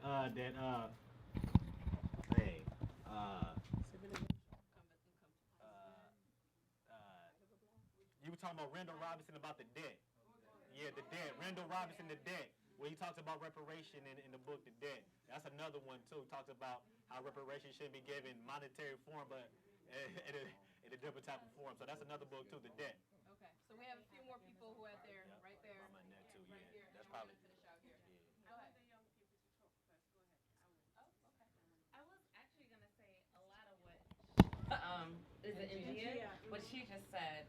The one thing that I would add in addition to that is that when you think about how this all started, a lot of times we end up talking about, for Black people, our trauma, and we don't end up talking about white people's trauma, and how that should be a part of the conversation as well. Even though he's saying that it's not our job to convert them, on the same hand, our liberation is tied together. And if they're not free, we're not free. And so without centering whiteness, how do we help facilitate that? I mean, if we're brothers and sisters, you know, in humanity, just in sharing the same blood, just as far as that, how do we facilitate or help encourage without centering whiteness, without causing more trauma for ourselves? The fact that they need to be free. You're right. I think that's what he's trying to get at. And we were actually just talking about Sankofa, the movie Sankofa. There was a screening. I don't know how many of you are able to go, but the director was also there, Haile Jarima, and he had a few quotes. And he's the most unapologetically Black person I've ever met. Like, he's up there with you, Professor. But he had a few quotes, and so I'll let you, since it ties in, go into that, and then we'll finish out with the 3 of you. Yeah, and I have to say, I don't really agree with that, to be 100% honest. I feel like our conversations about liberation become too tied up. We've spent more time today teasing out white identity, to be 100% honest. If we go back over some notes, that's what we've been doing here all day. And the thing that I think comes missing is diaspora and Blackness fundamentally across the diaspora, and repairing our relationships with each other. We're too busy looking to white people and trying to help them figure out how they can be better, and we're not talking to each other enough. When you mentioned European, my sister and I looked at each other because we're technically Negro-European. We're from Norway, right? And like, I know that's a term used in the scholarly literature to talk about Black people mimicking whiteness, but then that's us. Like, that's our part of the diaspora too, right? We're not doing that, right? And also decentering sometimes this talk about white supremacy from America and talking about the rest of the world, because this is everywhere. We grew up in a village in Norway, and we felt that from the time we were born until we moved here, and it's just a different manifestation of that. And so sometimes I think too much time trying to talk to white people. We have allies, they need to go out and do that together, and then we need to sit together sometimes and talk to each other and fix ourselves. And one of the things that Haile said was that, changing a Black person is revolutionary. A changed Black person ceases to be an airport for white people. The world is yours once you change yourself and leave the world to contend with that change. And self-change and self-analysis are the roots of community change. And finally, he said, white people have to work on themselves. They don't need black missionaries. They need to reduce themselves to human status like the rest of us. Hey. From the mouth of a sage. That's my favorite quote. Hi, Lady Rima. Can you post that to Solidarity? Sure. Yes. Yeah. So the movie Sankofa, and we've done a screen before with Solidarity. Maybe we'll do that again. Brilliant movie. It's a slave movie. Oh, it was at the Walker. Yeah. It's a slave movie, but it's really not. It's a we were talking about it's a liberation movie, and it was there's white characters in there, but they're just kind of like backdrops. The story, the characters in the movie, the black characters are very well developed. And what he was talking about was, he had a student who was watching the movie that told him, I was watching this, and I don't know how a white person, if they were perceiving this and how they would see it. And he said, you missed the whole point. Why aren't you watching it as yourself? Why are you worried about them? They'll take care of themselves. You need to do your own work. Like, so right around kind of what you were saying, but go ahead. I feel like what I'm going to say is going to undo what you were saying. No, but I mean, that's good. This is why, we all have different opinions. So I think that I love everything that has been said, honestly, I really do. But I agree with Ebony, because I think that unfortunately, we have been divided, right? Mm-hmm. We have been divided. But I think that it is only in the uniting of us that we will actually get the liberation. Because when you say we, do you mean? I'm gonna use binary. I'm gonna say white people and black people. Okay. I do agree that there needs to be work that needs to be done separately. Don't get me wrong. Mm-hmm. I think that there's healing that needs to happen with black folks, and I think there needs to be healing that needs to happen with white folks as well, especially the white folks that are woke. Because that's the other thing too. I do want to say that there are white people that are woke. I mean, I'm not saying that they understand, that have that first-hand experience, that only someone who has been oppressed can be able to express, right? But I do think that there are some that are starting to wake up now, and I think the whole thing is about the ideology of white supremacy. So anybody who subscribes to that supremacy is that, whether you're black, whether you're white, whether you're whatever, whoever it is that subscribes to it is the one that are the dreamers, and they're those ones that I agree we should not put our hopes and dreams and trying to change them. They're just gonna have to get their lives when they get their lives. You know what I mean?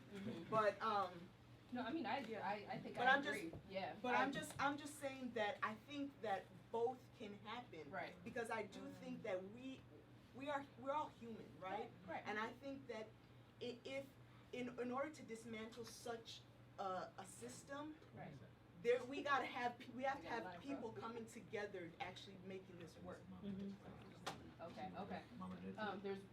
So I feel you 100% on it. I think the only thing I would add to that is when we do have the black space, because like you said, we're both being able to have that, but when we do have the black space, how much of our own black space is spent talking about white identity and about white people and their liberation, how we help them through it.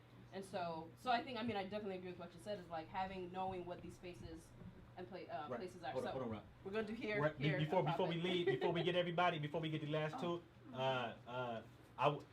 Sister Shakita and them, we doing some kind of research on solidarity and what's the benefit to us of being in this black space together. So, but before we do that, we need some permission to to take pictures and videos and different things that nature. Right? Yeah, this is actually different. What is that? So this it's is all participant survey. Yeah, so this is a survey you all will be providing us with, basically what you all have learned from the session, and what brought you all here, because we are conducting a cultural study of the new school, so we can document what's going on here, because traditionally African Americans have always been educating themselves outside of the formal systems, and we consider the new school as part of that as well. So Right. I know black people don't like doing surveys, but please do them before y'all leave. So we do that Thank you. every time at the end of each session too. So if you don't want to participate, you don't have to fill it out, but please do. And then we'll be following up with you all to do like one-on-one interviews. I know we all like surveys, but please do it, y'all, Alright. this one time. So if you wanna fill that out, we'll just have the few people that have had their hands up for a while finish us out. And if you need pens, I have pens. Yeah, Rachel, go ahead. Go ahead. Yeah, I kind of wanted Great to discussion. respond to the race is a child of racism, not the father, and then the idea of like white people and the trauma of whiteness. I liked that, and the question that he raised about is race like evil, and I like this idea of race is the child of racism because so I'm a sociology major. It's one of my majors, and this prevailing idea in sociology is that race is kind of just this neutral categorization of people. They use this word and they throw it around so much, right? But I think that it's violent in the way that it works throughout the discipline because it I believe that especially when we're talking about the American context, race is born out of this creation of violent whiteness, right? It's not just this neutral idea of how we categorize ourselves. And I just wanted to say that because yeah, that discipline is violent. But then this idea of like what you said, I agree with you, and then I kind of want to add something else into it. I feel like whiteness is kind of like it should be talked about differently, like the pathology of whiteness, and like I hate the term white privilege. I don't believe that it's I don't like it. I don't like the way it's talked about. I don't like the way it works out in conversations because it facilitates this hierarchy that I don't like. And white people are so comfortable talking about white privilege because they're still in a comfortable place when they talk about it. They're still like, you know what I'm saying? So yeah, so I just think that the way we talk about it should be a lot differently. Yep. And then if you want to close us out there. Okay, thank you very much. My name is Hannah Tu. Frederick Douglass said, once you learn to read, you will be forever free. I have read Frederick Douglass, enjoyed every minute of it. Really, what I want to say essentially are just a few things that won't take too long. And most of those things have been mentioned, but I want to say them in the way that they have affected me as an African coming to discover myself as an African in America. As a teenager, when I got to America, I didn't realize, first of all, that I was black, which you hear all the time. Number one. Number two, I didn't know that there were black people who were Africans. Number three, very limited knowledge of slavery. I come from a home of a historian, and I believe I was raised to question everything, and I must know the history of anything that is being given to me or anything that is being told to me. And I grew up, my father saying to me, if there are 99 fools, do not be the 100th. And I'm going to say it in the language that I grew up saying it. Maybe you can repeat it to your children. Idan akwai wawaye sa inda talaka da ki zama na ɗari. Repeat after me. No, I'm kidding.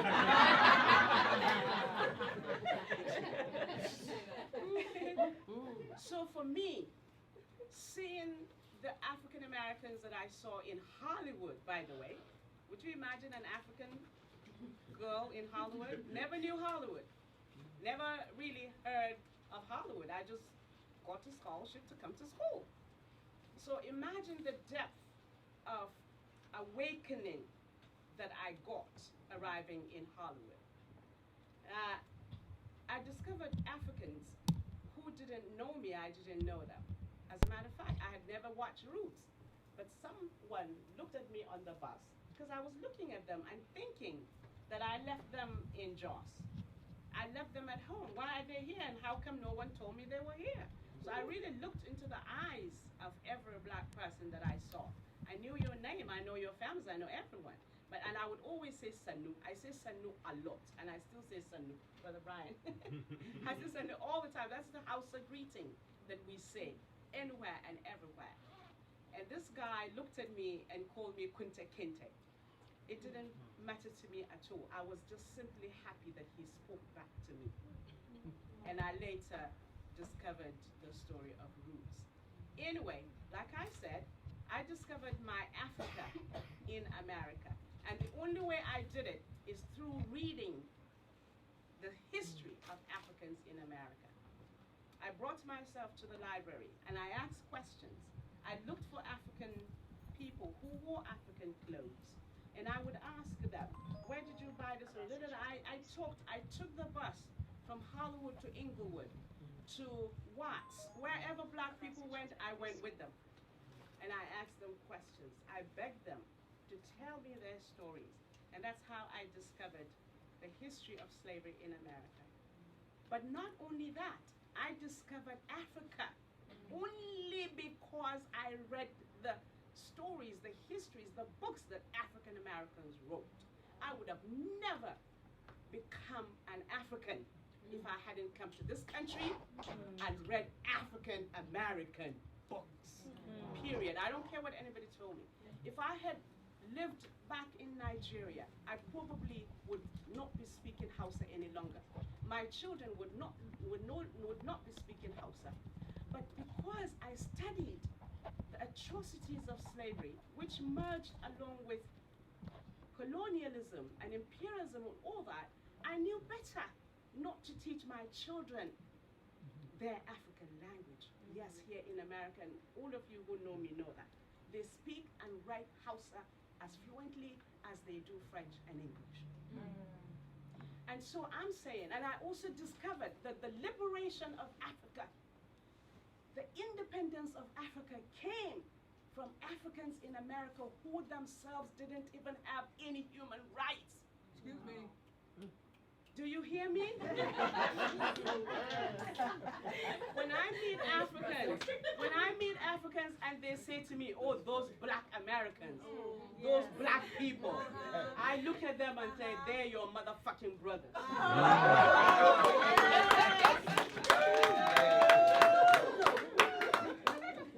So, as a young girl in Hollywood, I was the youngest person to come to my school. And also, the older Africans who were there would always tell me to be careful with those black people.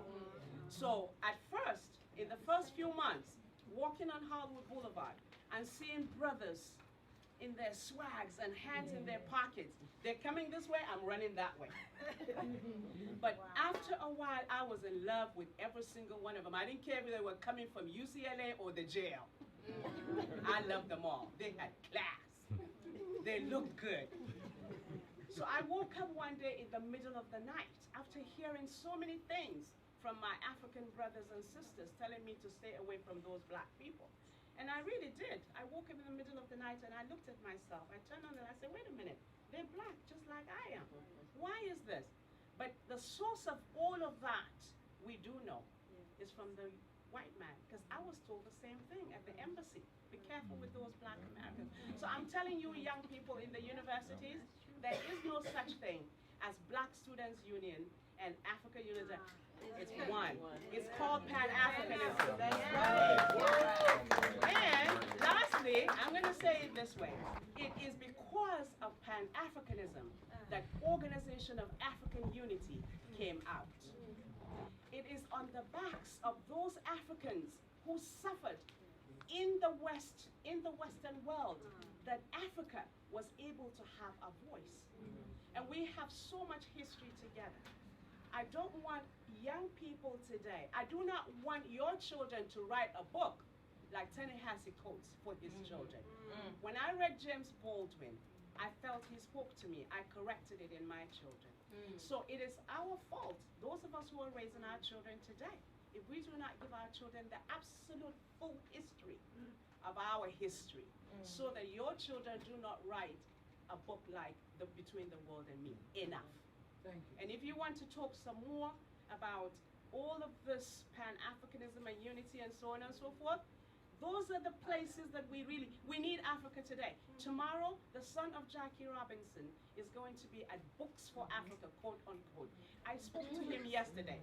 This young man left America, is a coffee farmer in Tanzania. He's been there over 30 years. He's not the first African American to do so. The only reason that the world was able to know what was happening in the Congo and the white King Leopold and all of those Europeans, what they were doing to us as a people was because of African Americans. Right. Two names, George Washington Williams, who first wrote the Negro history in America, and William Shepherd, who went there as a missionary. These two names, if you do not know, you have to look them up. But there's so much more of our unity, and we have to bring it back. I want you young people now, and I really mean it.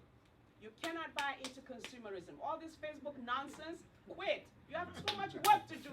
Way too much. Consumerism, do your hair, your nails, all that nonsense. Save your money. You can buy your homes at age 25. White people are doing it. That's how you get ahead. Progress. Progress. Sure. Yeah, thank you.